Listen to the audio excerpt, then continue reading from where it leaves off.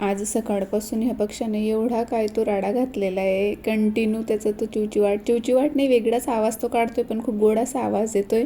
आणि खरं सिरियसली सांगते, मला माहिती नाही कुठला पक्षी आहे, पण दिसायलाही छान होता. ब्लॅक कलरचाच होता आणि वर थोडंसं त्याला मोरासारखं असं तुम्हाला दिसत असेल, एक तुरा असतो मोराला, त्या टाईप काहीतरी आहे त्याला. आणि सारखा तो इथेच येऊन बसत होता आणि जोरजोरात काय तो त्याचा आवाज काढत होता. तर स्वागत आहे सगळ्यांचं आपलं पुन्हा एका नवीन व्हिडिओमध्ये. तुम्हा सगळ्यांचा आजचा दिवस सकारात्मकतेने भरलेला व आनंददायी असा जावो अशी साईंचरणी प्रार्थना करते. आणि आजच्या व्हिडिओला आपण सुरुवात करूयात. तर ही जी झाडं आहेत तर ही मी काल नर्सरीमधून आणली होती आणि आज त्यांना कटिंग वगैरे करून दुसऱ्या प्लांटरमध्ये मला शिफ्ट करायची आहेत. स्पेशली दोघं झाडं, कडीपत्त्याचं आणि ते छोटं क्रिसुलाचं झाड. बाकी हे दोन जेड प्लांट आणि हा जो आहे स्नेक प्लांट, तर तो ॲज इट इज तसाच राहणार आहे. मी तिथूनच त्यांना व्यवस्थित करून आणलं होतं, तर त्याचाही डिटेल व्हिडिओ आता मी बनवेल उद्याला वगैरे. तर आज होता रविवार आणि रविवारसोबत आज रंगपंचमीसुद्धा आहे आणि त्यातल्या त्यात महिला दिवससुद्धा आहेत. तर सगळ्या जणींना, जे कोणी माझी व्हिडिओ बघत असतील किंवा बघत नसतील त्यांनासुद्धा, आजी, आत्या, काकू, मावशी, ताई, माझ्या मैत्रिणी, माझ्यापेक्षा लहान असतील त्यांना सगळ्यांना महिला दिनाच्या हार्दिक शुभेच्छा, इन्क्लुडिंग मी. तर आजचा दिवस खूप स्पेशल होता खरं तर, आणि छान अशी संधी साधून घेतली माझ्या मैत्रिणीने. सगळं काही जुळून आलं होतं. तर आजच्या दिवशी तिच्याकडे हा प्रोग्राम होता सुवासना जीवनाचा, तर तिकडे मी गेलेली होती. आणि खरं तर आम्हाला कुठेतरी बाहेरसुद्धा जायचं होतं सगळ्या जणींना मिळून, पण आज बऱ्याच जणी फ्री नव्हत्या, काही ना काही कोणाला म्हणजे कामं होती किंवा लग्न होती. तर बघूया म्हटलं एखाद्या दिवशी आपला महिला दिवस आपण आता थोडंसं काय म्हणतो ना त्याला, आपण पेंडिंग आहे ते आता आमचं, तो जो काही प्लॅन होणार होता तो, तर कधीतरी एखाद्या दिवशी आम्ही आता तो जाऊयात कुठेतरी, बाहेर जाणार आहोत आणि मग त्या दिवशी आम्ही आमचा महिला दिवस सेलिब्रेट करू. आणि त्यानंतर घरी आल्यावर मला आज एक काम होतं. तर जे काही हिवाळ्यामध्ये ब्लँकेटवर काढून ठेवले होते किंवा थंडीचे कपडे वगैरे असतात, आपले एक्स्ट्राचे कपडे असतात, जाड कपडे जे की स्पेशली हिवाळ्यातच वापरले जातात, तर असे काही माझे ड्रेस वगैरे होते, स्वेटर होते आणि जॅकेट्स वगैरे असं बरंच काही होतं. आणि हे ब्लँकेट, तर हे सगळं मी काल परवाच वॉश करून ठेवलं होतं, उन्हात वाळवून घेतलं आणि आता असताना जागेवर ठेवायचं आहे. तर सध्या तरी माझ्या घरात म्हणजे असं फर्निचरचं वगैरे काम झालेलं नसल्यामुळे कपाट वगैरे नाही आहेत एक्स्ट्राची, तर मी हे सगळं बेडमध्ये ठेवते. आणि मला वाटतं बऱ्याच जणी ठेवत असतील. माझ्याकडे गोधड्यासुद्धा आहेत भरपूर, 8 ते 10 गोधडे असतील, तर त्याही मी बेडमध्येच ठेवलेल्या आहेत. एक गादी असते एक्स्ट्राची, तीसुद्धा बेडमध्ये ठेवलेली आहे. तर ह्या ज्या सगळ्या गोष्टी असतात, तर हे कोणी पाहुणे वगैरे आले तरच ते एक्स्ट्राचे वर काढायला लागतात, त्यानंतर मग ते लागतच नाही, म्हणून मी बेडमध्येच ठेवते. आणि बेडमध्ये सुद्धा खूप सारं असं सगळा मेस झाला होता, कारण बऱ्याचदा वस्तू काढणं होतं पण ते पूर्ण उघडलं जात नाही साईडने, त्याला जे काही बॉक्स आहे तिथूनच मी उघडते आणि तशाच त्या आत ढकलल्या जातात, मग त्याच्यामुळे मागे मागे थोडंसं घाण होत जाते. तर आज म्हटलं आता आपण हे ठेवायचंच आहे, तर थोडंसं आधी क्लीन करून घेऊयात. क्लीन म्हणजे वस्तू फक्त जागेवर ठेवायच्या होत्या. इकडे तिकडे पडल्यामुळे काय होते, स्पेस भरपूर आहे बेडमध्ये, पण तरीसुद्धा नुसती अडचण झाल्यासारखं वाटतं की आता जागाच नाही, असं वाटत होतं मला की हे कुठे ठेवायचं, कारण काढलं तर तिथूनच होतं आपण.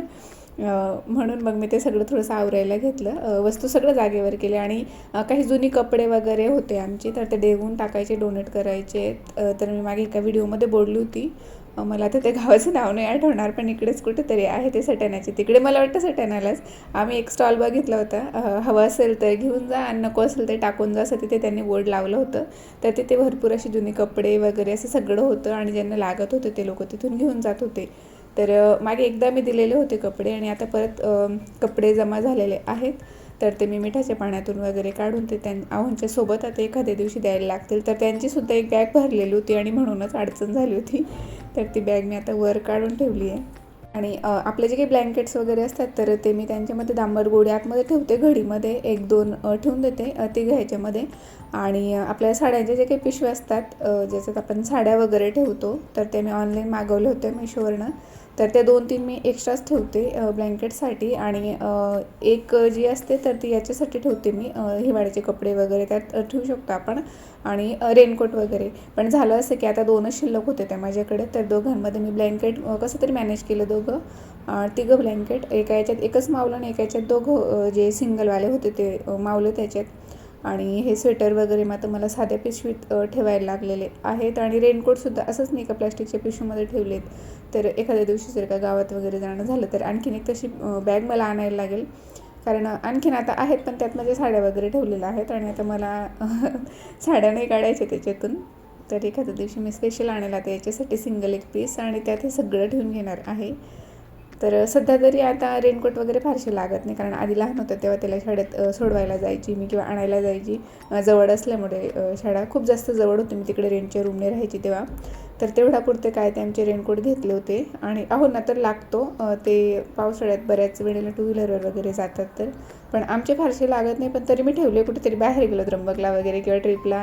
आता लास्ट टाईम आम्ही सगळ्या बायका मिळून त्र्यंबकला गेलो होतो तेव्हा सगळ्यांना रेनकोट विकत घ्यायला लागला होता, मी मात्र माझ्यासोबत नेला होता घरून. तर त्यासाठी मी तो सांभाळून ठेवला आहे. पावसाळ्यात बऱ्याचदा बाहेर फिरणं होतं म्हणून. आणि हे जे तुम्हाला ग्रीन नेट दिसते तर ते ग्रास आहे ते जे की गणपतीच्या डेकोरेशनसाठी मी मागवलं होतं. तर त्याचंही डोक्यात आहे मला एक म्हणजे घरातच डेकोरेशनसाठी मी त्याला वापरणार आहे. पण सध्या तरी बाकीच्या गोष्टी अजून आणल्या गेलेल्या नाहीत म्हणून ते मी तिथेच ठेवलं आहे. आणि आता प्रॉपर जागा दिली आहे त्याला. इतर वेळेला म्हणजे याच्या आधी ते असंच पडून होतं वरच्यावर, त्यामुळे ते असं लागायचं बऱ्याचदा, काही वस्तू काढायला जायची मी तेव्हा. तर आता सगळं व्यवस्थित बॅगांमध्ये भरून वगैरे व्यवस्थित ठेवलं आहे. आणि हे छोटे छोटे 2 गाद्या आहेत माझ्याकडे, तर ह्याही कोणी आल्यावरच लागतात मला. आणि लाईटवेट आहेत तर बऱ्या पडतात म्हणून मी त्यांना आता वरच्यावर ठेवलेल्या आहेत. आणि हे माझे जुने ब्लाऊज किंवा जुन्या साड्या वगैरे ज्या काही मी आता ड्रेस शिवण्यासाठी मागवल्या होत्या आईकडे होत्या पडलेलं. तिला म्हटलं गोदड्या शिवण्यापेक्षा मला दे, मला ड्रेस शिवायला होतील. आणि छान आहेत, म्हणजे त्यांचं अजून एवढं खराब ते झालेलं नाही, फारसं वापरल्या गेलेलं नव्हतं. तर त्यांच्यावरचे जे काही ब्लाऊज आहेत तर त्यांना जे काही दोरी लावलेली असते आपण, तर त्या मी कट करून घेतल्या, कारण आत्ताच्या ब्लाऊजला नवीन विकत आणण्यापेक्षा त्या होतील म्हटलं मॅच, म्हणून मी त्या लावून घेतल्या.